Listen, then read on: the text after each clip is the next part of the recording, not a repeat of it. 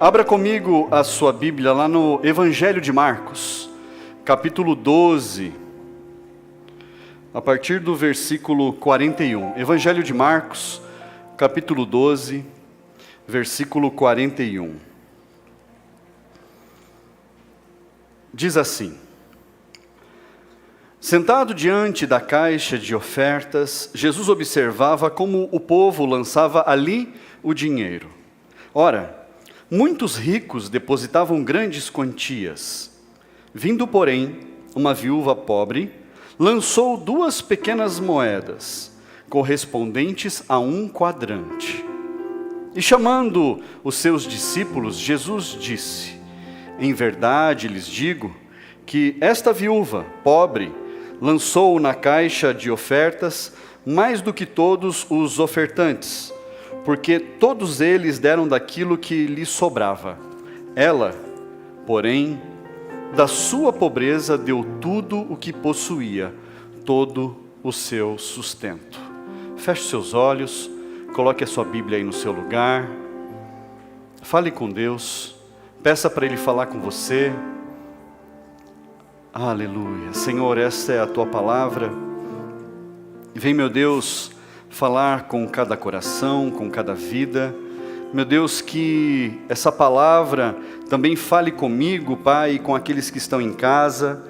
Que ela seja uma mensagem que venha transformar, ó Pai, o nosso futuro, o nosso porvir, a nossa vida que vem pela frente, Pai. O próximo ano, os próximos anos. Meu Deus, que sejam fundamentos, Pai, guardados para toda a nossa vida e a nossa casa, Pai, em nome de Jesus. Diga amém. Graças a Deus. Antes de você se sentar, fala para a pessoa que está do seu lado aí, que bom que você está aqui hoje. E assente-se no seu lugar. O tema dessa mensagem é sacrifícios que Deus se agrada. Fala comigo, sacrifícios que Deus se agrada. O texto é muito simples. A palavra ela é direcionada. Jesus assentado observando as pessoas ofertando. As pessoas trazendo os recursos à caixa do tesouro, onde eram depositados os dízimos e as ofertas. Jesus observando o comportamento das pessoas, como que elas agiam. Só que, quando Jesus observa, Ele não está vendo ali o preço daquilo que está sendo depositado. Quando Jesus observa, e quando Jesus olha para nós, Ele conhece a nossa intimidade. Hoje pela manhã eu falei a respeito de intimidade com Deus. E o Senhor conhece a nossa essência. O Senhor sabe os detalhes, os pormenores da nossa vida. Então, quando nós fazemos algo para Deus, Ele sabe o que isso nos custa. Ele sabe se aquilo que nós estamos fazendo é realmente de coração, ou se a gente está fazendo por algum outro motivo que não seja adorar ao Senhor, que não seja engrandecer o nome dEle, que não seja agradecer a Ele, que não seja nós sermos fiéis a Ele. O Senhor sabe de todas as coisas. Fala para quem está do seu lado, o Senhor sabe de todas as coisas.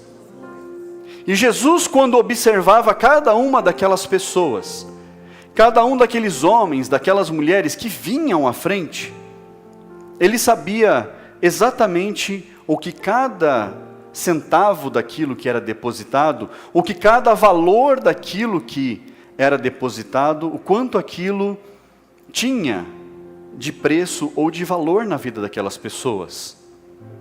Tanto é que em determinado momento, Jesus, Ele se vira para os discípulos e faz um comentário de algo que Ele estava observando.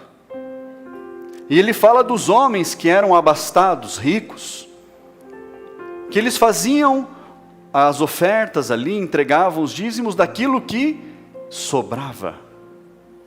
Entregava daquilo que sobrava. E parecia ser um grande volume, porque Alguns estudiosos, eles contam que as moedas até faziam barulho, sacos de moeda que faziam barulho na caixa, quando eram depositados. E aquela mulher, aquela viúva, ela deposita ali 2 pequenas moedas. E isso chama a atenção de Jesus, tanto chama a atenção dele, que ele vira para comentar com os discípulos. E ele fala, esses homens, eles estavam trazendo daquilo que sobrava. Mas essa mulher, e aí ele fala, a viúva, ela deu tudo o que possuía. Na sua pobreza, ela abriu mão de tudo para poder vir à frente e sacrificar ao Senhor. Mas, e aí? Aqueles outros sacrifícios que foram levados no altar, aquelas ofertas que foram levadas no altar, não foram recebidas? Foram recebidas. A diferença está em como isso age no mundo espiritual. Fala para quem está do seu lado, a consequência no mundo espiritual é diferente. Como que aquilo teve consequências no mundo espiritual? E nós precisamos entender que nós não enxergamos o mundo espiritual. Nós não temos os nossos olhos abertos para ver o mundo espiritual. Mas de uma coisa nós temos certeza, ele é real. Senão você não estaria aqui hoje. Ele é real. O mundo espiritual é verdadeiro. Mas nós não podemos enxergar. E nós sabemos que todas as coisas que nós fazemos neste mundo material, que nós podemos sentir, que nós podemos ver, cheirar, tocar, caminhar neste mundo, todas as coisas que nós fazemos aqui têm influência sobre o mundo espiritual. Fala para quem está do seu lado, todas as coisas têm influência no mundo espiritual. Nós precisamos compreender essas coisas. Isso é um fundamento. E fundamento é aquilo que não se move. Esse prédio aqui, ele tem seus fundamentos, não tem? Sua fundação. A gente pode fazer uma reforma no telhado, pode fazer reforma na iluminação, no forro, no som, pintar de outra cor, pode fazer um monte de coisa, mas nós não podemos mexer nos fundamentos, na fundação. Porque se nós mexermos na fundação do prédio, vai abalar toda a estrutura, estraga tudo.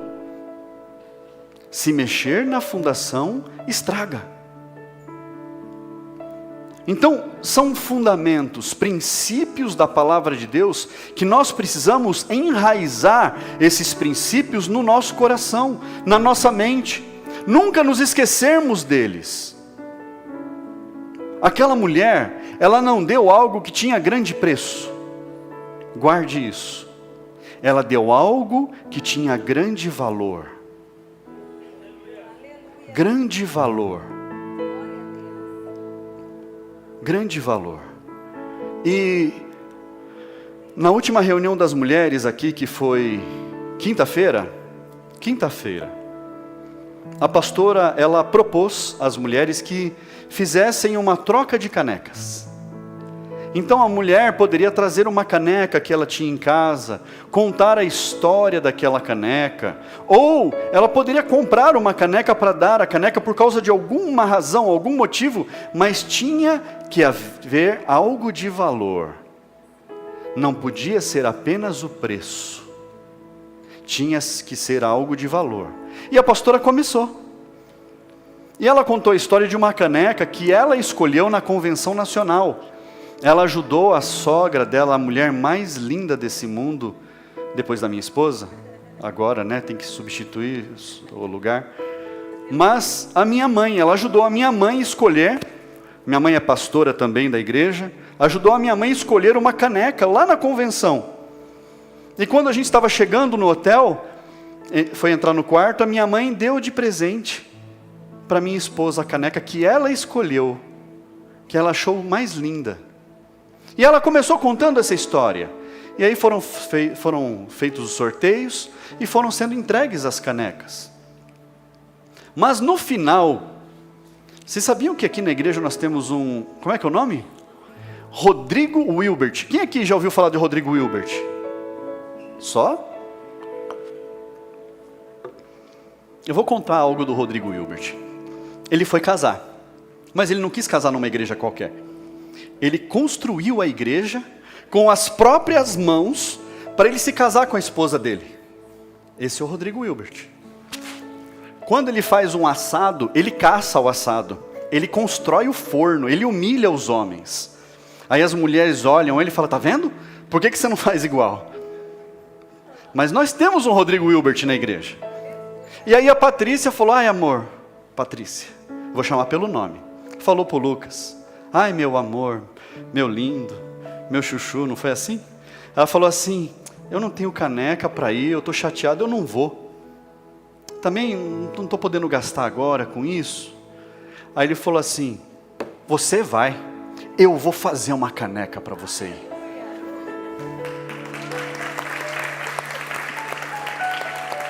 A Denilza que ganhou a caneca, não foi? É bonita ou não é? Ó, tá com flor a caneca é linda. Ele fez a caneca, você está pensando o quê? Foi a história mais emocionante aqui. Eu falei, não vai ter história mais emocionante que a da caneca que minha mãe comprou. Mas aí vem o Rodrigo Wilbert e humilha a gente. Compreenda, eu estou contando essa história e a gente ri, porque uma igreja que ri é a igreja que cresce. Nós somos felizes no Senhor. Louvado seja Deus pela vida do Lucas na vida da Patrícia.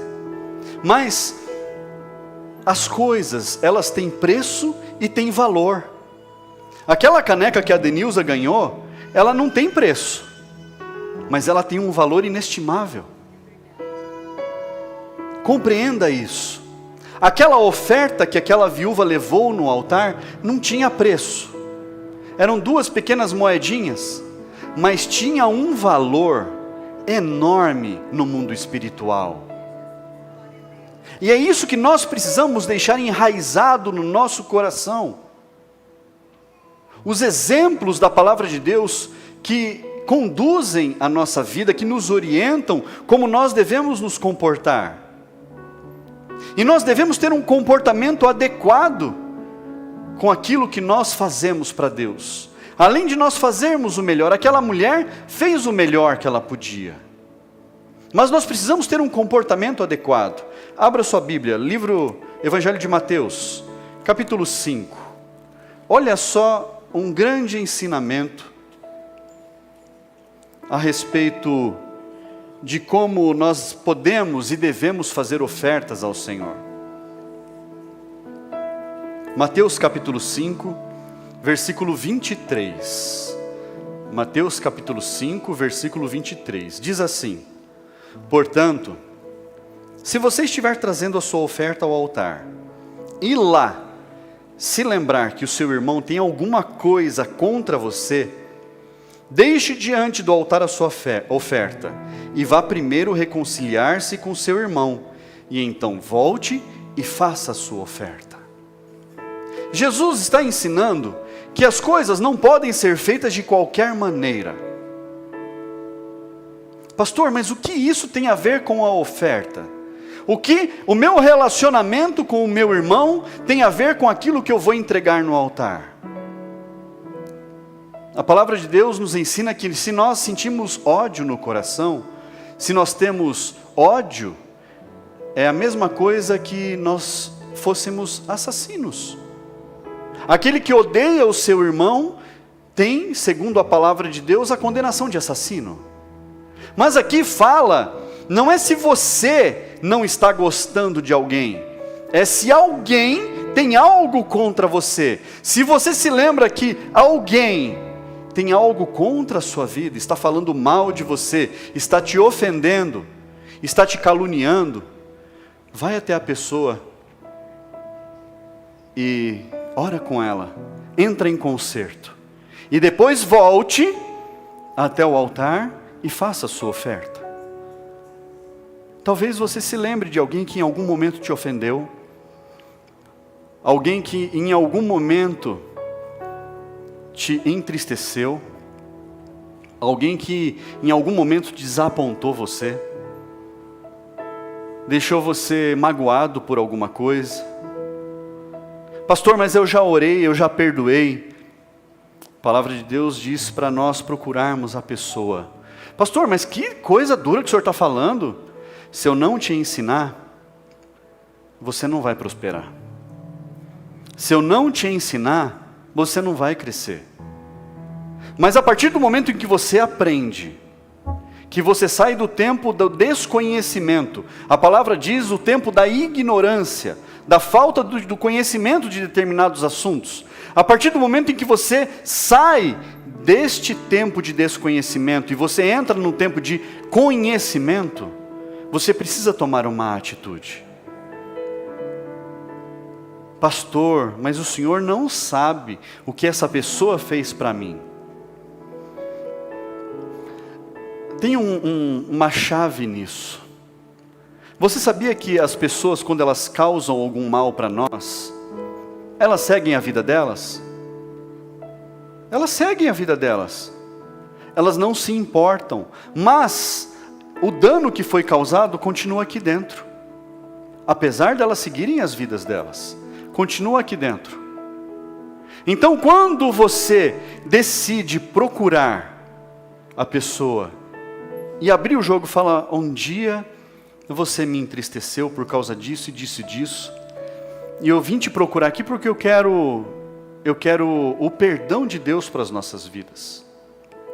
Dá a mão para a pessoa, faz uma oração com ela, fala: Deus, eu perdoo essa pessoa e eu a libero para que ela prossiga nos caminhos dela, livre e nunca mais presa pelo mal que ela fez, em nome de Jesus. E tchau. É uma atitude nobre. Jesus está ensinando o nosso comportamento como deve ser. E se nós temos que ser como Cristo é, nós precisamos ouvir os ensinamentos dele. Abra lá Romanos, olha só. Romanos capítulo 12.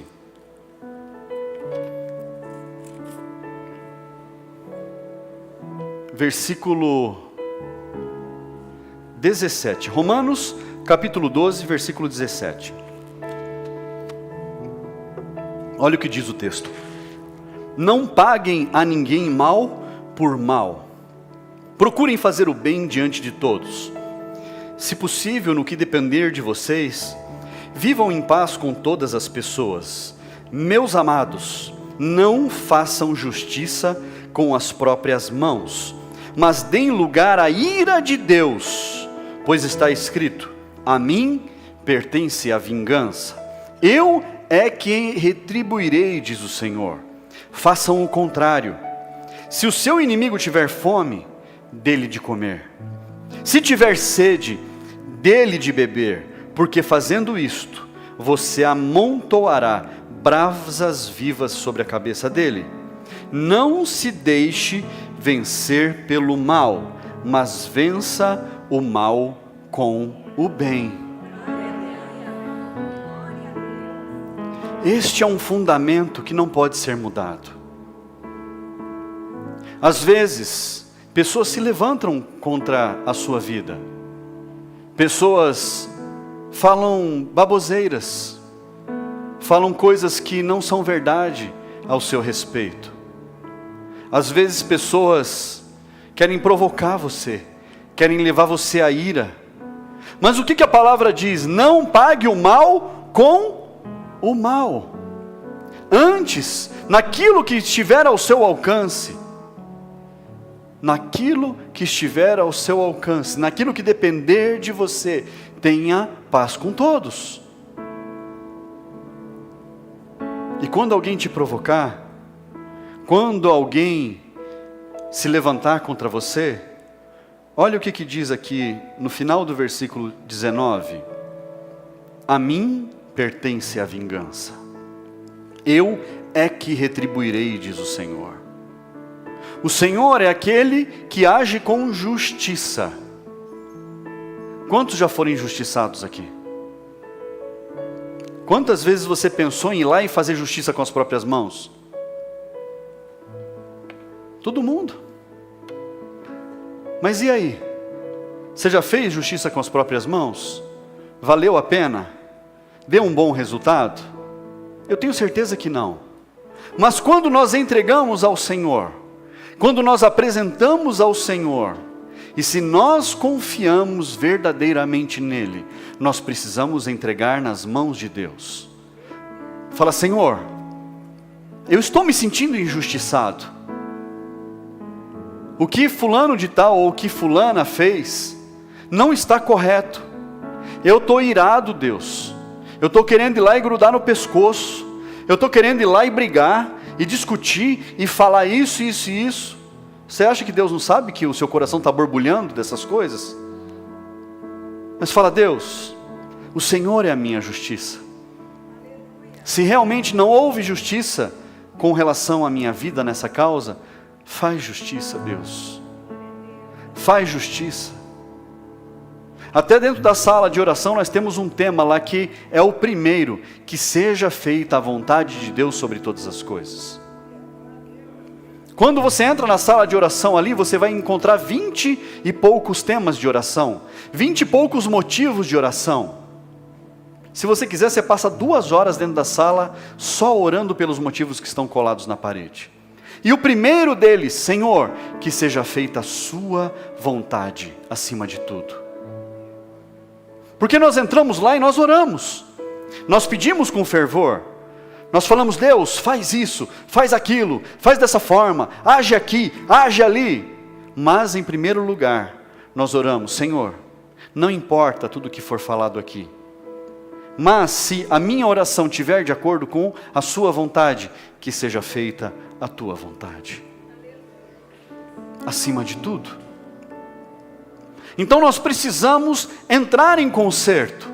A nossa vida precisa estar alinhada com a vontade de Jesus para nós. A nossa vida precisa estar andando na direção de Deus. Nós não podemos errar. E o detalhe: o seu sacrifício, ele tem que te custar algo. Nós estamos falando de sacrifício que Deus se agrada. O seu sacrifício tem que custar algo. Abra lá sua Bíblia, você vai ver um grande exemplo. 2 Samuel, profeta Samuel, 2 Samuel, capítulo 24. 2 Samuel, capítulo 24.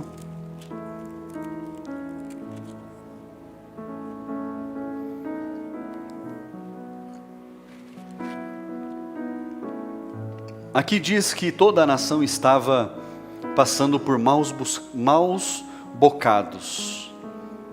Ela estava sendo amaldiçoada com uma praga. Lá no versículo 20, a partir do versículo 20, Davi ouviu as instruções do profeta e ele seguiu para fazer o sacrifício.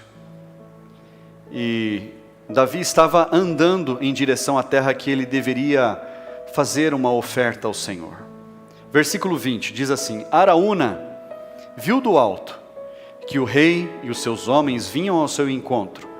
Saiu e se inclinou diante do rei, com o rosto em terra, e perguntou: por que o rei, meu senhor, vem até este seu servo? Davi respondeu: para comprar de você esta eira, a fim de edificar nela um altar ao Senhor, para que cesse a praga no meio do povo. Então Araúna disse a Davi: que o rei, meu senhor, tome e ofereça o que bem quiser. Aqui estão os bois para o holocausto, e o debulhador de cereais e a canga dos bois para a lenha. Tudo isto, ó rei, Araúna oferece ao rei. E acrescentou: que o Senhor seu Deus aceite a sua oferta. Porém, o rei disse a Araúna: não, eu vou comprar de você pelo preço que vale, porque não oferecerei ao Senhor meu Deus holocaustos que não me custem nada. Assim Davi comprou a eira e os bois por 50 moedas de prata.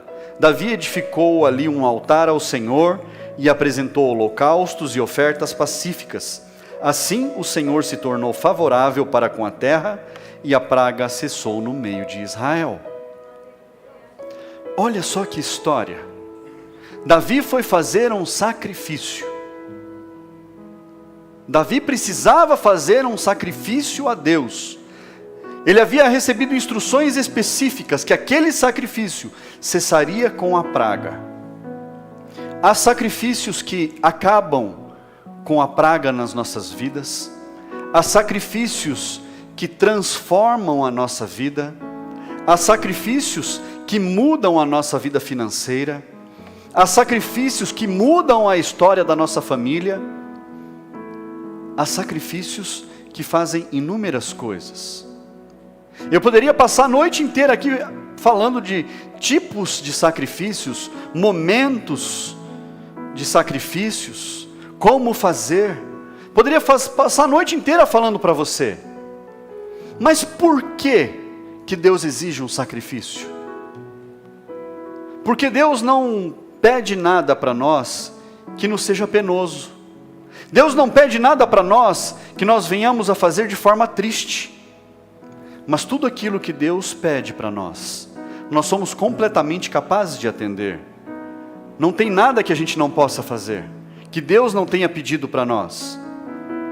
E quando Davi, ele teve a instrução a respeito da eira de Araúna, ele foi até lá. E Araúna, com muito medo e temor do Senhor, quis entregar tudo para Davi. Ó Davi, está tudo aqui. O Senhor faça o sacrifício ao Deus de Israel e que Ele receba o teu sacrifício. Mas Davi falou, como é que eu vou sacrificar algo que eu não tenho? Como é que eu vou fazer isso? É a mesma coisa eu pegar o Tupperware da Kelly e entregar no altar. Falar, está aqui ó, a minha oferta. É meu? É de quem? É da Kelly. Custou alguma coisa para mim? Está custando alguma coisa para mim isso? Não tem sacrifício. Não tem doação. Não tem generosidade. Eu simplesmente estou pegando de alguém para trazer, ó, está aqui, ó, o meu melhor. Não tem nada de melhor nisso. O Senhor, Ele se agrada daquilo que você pode sacrificar. E o que você pode sacrificar a Deus? Pergunta para quem está do seu lado. O que você pode sacrificar a Deus? Talvez o seu tempo. Talvez os seus recursos. Talvez algo que Deus tenha tocado no seu coração. Eu não sei. Um dia nós estávamos orando aqui, pedindo para Deus, porque eu queria todas as cadeiras da igreja limpas, bonitas, reformadas. E pedindo para Deus, Deus envia recurso. Deus, não entra dinheiro suficiente para eu fazer a manutenção, Deus. Deus envia recursos, Deus. Deus mandou dinheiro? Não. Mandou alguém que doou toda a limpeza de todas as cadeiras. Aí eu queria cuidar do jardim da igreja. Deus, a gente precisa cuidar do jardim. Não é barato manter, Senhor. Como é que eu vou fazer, Pai? Manda recurso, Deus. Deus, faz brotar dinheiro para a gente poder contratar um jardineiro. E eu não falei para ninguém. Nós não falamos para ninguém. Veio alguém e falou, pastor, posso cuidar do jardim da igreja daqui para frente? Deve. Por favor. E Deus vai mandando. Qual é o sacrifício que você pode fazer na casa de Deus? Qual é o seu melhor? O que vai te custar algo? Tem que te custar algo. Fala para quem está do seu lado, precisa custar algo. Porque se não te custar algo, não é sacrifício. Precisa custar algo. Seu tempo, suas propriedades, seus recursos, precisa custar algo. Pastor, o senhor fala de propriedade? tenho medo disso não. Quantas vezes eu coloquei a chave do meu carro na mesa para doação para a igreja? Quantas vezes eu falei, eu vou carregar tijolo, eu vou carregar caixa, eu vou cavar vala. Quantas vezes? E isso não denigre ninguém, não diminui ninguém. Eu contei um dia, não lembro se foi num culto, ou numa bênção do empreendedor, ou uma reunião de liderança. Eu tinha uma empresa, minha empresa ia bem. E o pastor da igreja em que eu fazia parte, ele falou assim, nós vamos fechar o altar da igreja porque nós precisamos reformar. E nós vamos ficar muitos dias sem olhar o altar da igreja, porque nós vamos fechar com tapume. Nós vamos demolir, nós vamos reconstruir. E eu preciso de voluntários para serem auxiliares de pedreiro aqui. E um levantou a mão, aí eu falei, pastor, eu vou. Ele falou, mas como é que você vai? E o seu negócio? Eu falei, pastor, fecha a porta. Só tinha eu para trabalhar. Fechei a porta do meu comércio por 45 dias. 45 dias eu fiquei trabalhando no altar da igreja. Começava cedinho, às vezes parava 11 da noite. E quebrando e construindo, quebrando, construindo. 45 dias. Eu lembro que naquela época eu tinha um celularzinho daqueles que você joga no chão e quebra o chão, sabe? Eu tinha um daquele. Eu acho que até hoje está inteiro. E era assim, dia sim, dia não. A pessoa me ligava. Flávio, tudo bem? Aí eu parava, o pessoal parava de fazer barulho. Ô, fulano, tudo bem? Como é que você está? Flávio, eu estou te devendo um dinheiro de um serviço que você me fez. Era tanto, não era? Era. Eu vou te pagar um pouco a mais porque eu demorei para pagar. Me passa o número da sua conta. Aí eu falava, você quer o número da minha conta? Espera aí que eu estou te passando. Aí passava. Aí o pedreiro, os ajudantes falavam assim, mas o que aconteceu? Eu falei, a gente que estava me devendo. Eu falei, eu não fechei meu comércio, eu não falei que Deus ia me sustentar? E durante todo aquele período, era assim, dia não. Alguém me ligava. E quando tocava o meu celular, todo mundo parava para ouvir eu conversando. E o roteiro era o mesmo. Flávio, estou te devendo um dinheiro, estou depositando na sua conta. O meu comércio não faliu em 45 dias, fechado. As minhas contas não entraram no vermelho em 45 dias, fechado. Não faltou alimento dentro da minha casa, com o meu comércio 45 dias fechado. Pelo contrário, quando terminou os 45 dias, eu falei, não quero mais sair daqui não. Aqui está melhor do que eu trabalhando lá. Nós precisamos compreender que o nosso sacrifício a Deus gera resultados. O nosso sacrifício ao Senhor movimenta o mundo espiritual. Quando nós invocamos a igreja para as ofertas de desafio, é porque nós sabemos o quanto o mundo espiritual se move. E às vezes a gente vê a pessoa, isso não acontece aqui, eu não vi acontecendo aqui. Mas eu já vi em outros lugares. Chega final de ano como agora, a pessoa vai receber o 13º, sabe o que ela faz? Ela fala assim, eu não vou nem entregar o dízimo nem a oferta, porque eu tenho IPVA, IPTU ano que vem, eu tenho que comprar os presentes de final de ano, e ela retém. Sabe o que acontece com ela? Ela foi bem o ano inteiro, ela estava caminhando bem o ano inteiro, estava ali no propósito de fidelidade, dizimista na casa do Senhor, ofertante na casa de Deus, recebeu o 13º, parece que ela faz a pior besteira. Aí o que acontece no começo do ano?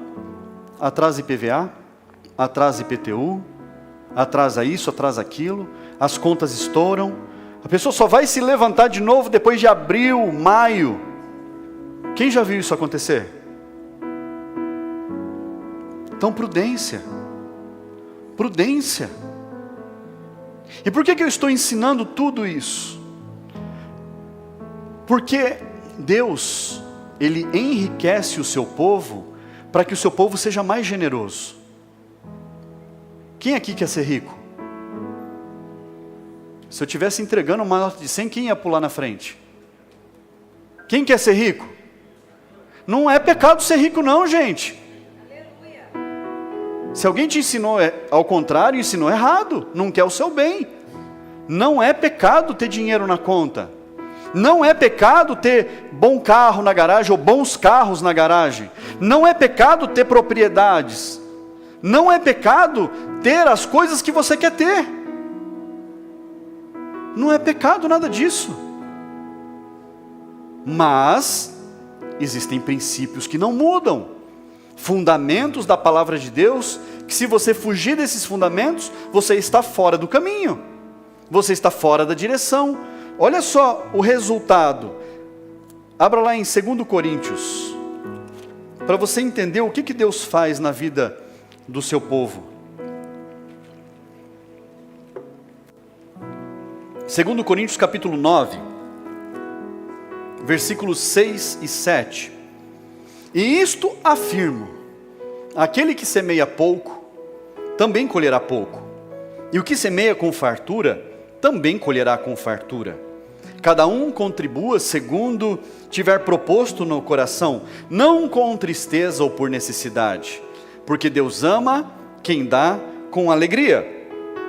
Deus pode tornar abundante em vocês toda a graça, a fim de que, tendo sempre em tudo ampla suficiência, vocês sejam abundantes em toda boa obra. E olha o versículo 11, o que diz: assim, vocês serão enriquecidos em tudo, para toda generosidade, a qual por meio de nós resulta em orações de gratidão a Deus. Vocês serão enriquecidos em tudo, para toda generosidade. O Senhor te enriquece para que você continue sendo generoso. O Senhor te enriquece para que você continue abençoando. O Senhor te enriquece para que você continue nos caminhos dele. E quando você se tornar rico, próspero, abençoado financeiramente, não saia dos caminhos do Senhor. Porque saiu é queda livre. Ninguém segura no caminho. Vai até bater no chão. É o Senhor quem te prospera. O Senhor te enriquece para toda generosidade. E o Senhor quer ver a sua igreja próspera. O Senhor quer ver você e a sua casa prósperos, abastados, abençoados. O que Deus tem reservado para o seu povo, olho nenhum viu, nem subiu ao coração do homem. O que Deus tem preparado para a sua igreja é o melhor. O que Deus tem preparado para a sua vida é o melhor. Fique de pé no seu lugar.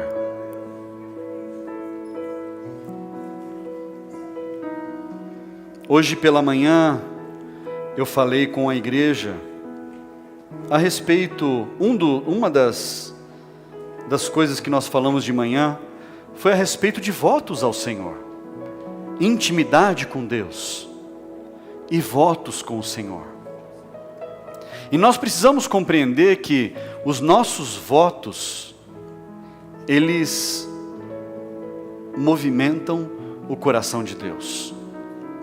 Quando nós fazemos votos ao Senhor, quando nós fazemos votos ao Senhor, nós movimentamos o coração do Senhor.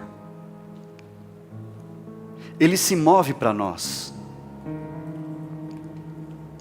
Mas nós precisamos fazer votos a Deus. Nós precisamos compreender que a nossa vida, mês após mês, semana após semana, dia após dia, tem que ser de fidelidade nos caminhos dEle. Tem que ser de sacrifício nos caminhos dEle. Talvez você tenha feito no passado. Talvez você fez lá no seu passado.